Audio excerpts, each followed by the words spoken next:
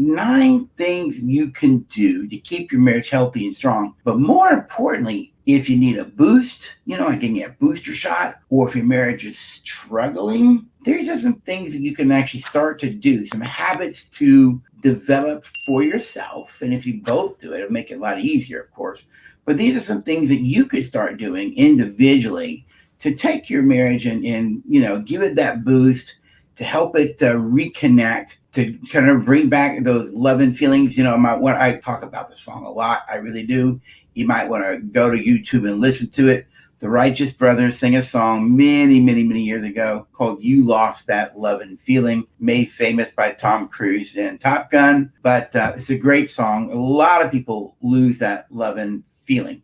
And when they do, there's that sense of, I'm not lovable. Are we going to make it, et cetera, et cetera. So if you lost that loving feeling, or you not feeling the connection like you think you should, then these things are things that you can begin to do, some habits to develop that will help you reconnect and get that sense of usness back, and Relate Well, which is our core curriculum that I developed. And actually, I raised my kids on these skills. So I believe in it so much. I raised my children when they were young. Of course, they're all adults now, ages 32, 30, and 28, and all on their own. But one of the things that I wanted my kids to be able to have healthy, loving, mature relationships as adults. America as a nation is adolescent. If you're listening to this now, if you're listening to it live, then I encourage you to get the book or write it down. The Death of the Grown-Up. And the subtitle of the book is How America's Arrested Development is Bringing Down Western Civilization, by Diana West. Ben Sasse, SASSE, wrote a book called The Vanishing American Adult. Mainly, we have emotional children raising children today. My parents, my dad and my stepmom, could not raise us kids to be mature adults because they weren't themselves.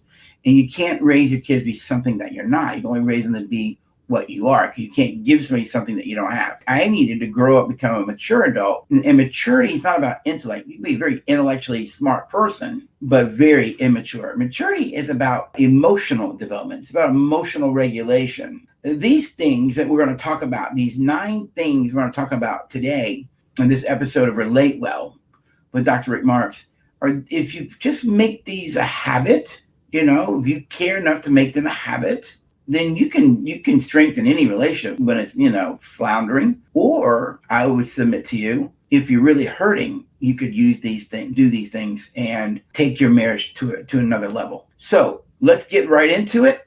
Here we go. Number 1, one of the things you can do to strengthen your marriage, enrich your marriage, or heal your marriage is start speaking well of your partner. Start speaking well of your partner. Over time, we start forgetting all the things that drew us to our partner in the first place when we met them and were dating them. We had all these wonderful things we would say about them. Oh, they're loving, they're caring, they're kind, they're beautiful, they're witty, they're funny. All of these wonderful words that we would describe them by. Then you get married, and later on, they're a witch, he's lazy, he's this, he's that. And what happens is we no longer begin to see the positives in them. All we want to do is see the negatives. I kind of jokingly say it this way in the corporate world. People fill out a resume, right? So you get your resume, and people hire you because of all the positives on your resume. So they hire you because of the positives on your resume.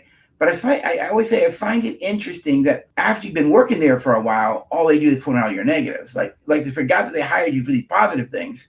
All they do now is point out the negative things. And so one of the things you can always do is speak well of each other. To speak well of each other. That means I've got to always be appreciative of my partner.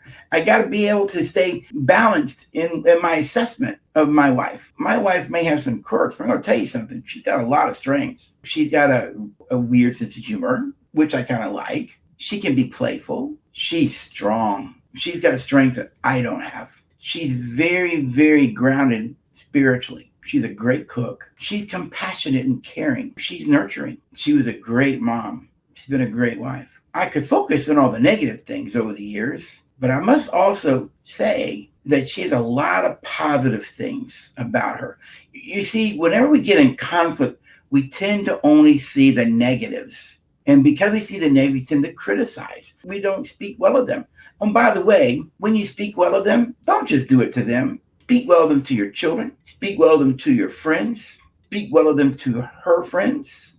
Speak well of them to your parents. Wherever you go, speak well of your partner. Don't tear them down in public. Don't tear them down in private to friends or to their friends. Don't do that. It's disrespectful. There's no goodwill in it. And so one of the things that you can do is start to speak well of your partner. Think about your partner right now. What are some of the things that you enjoy about them? Do you share those things with them? Do you speak well about them to other people? Or all they hear is negative things from you about them? It's a fair question. When you begin to speak well of your partner, that also lets you know and lets others know you do love them and value them. If all people hear from you is negative, they'll begin to wonder if you actually value and or love that person.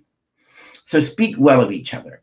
All right? Speak well of each other. Number 2, it's really easy to point a finger at your partner, but I'm going to challenge you. Number 2, what if you were to learn more about yourself than your partner?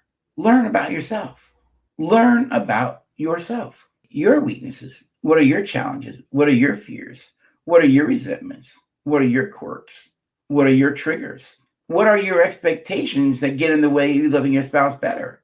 Or what are your expectations that you have that you place on your partner that basically are just your expectation, but it doesn't mean it has to be their expectation? What are the rules that you believe about life that you never checked out with them? Learn about yourself.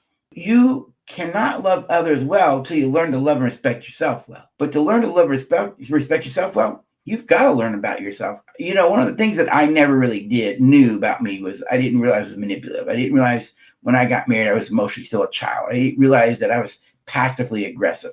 I had to learn those things about myself. And I'm going to tell you something. I've also learned this.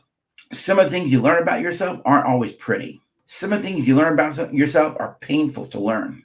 I've had friends speak into me things that were true about me that they could see, but that I couldn't see. My mentor, Dr. Lori Gordon, she, taught me a long time ago.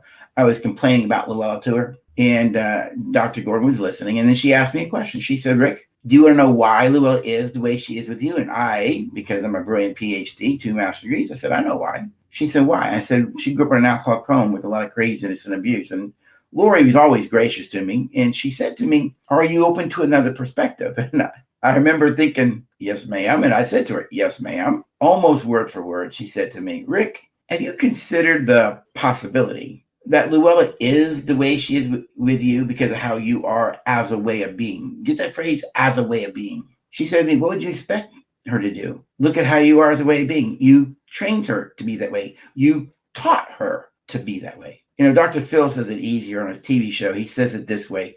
We teach people how to be around us.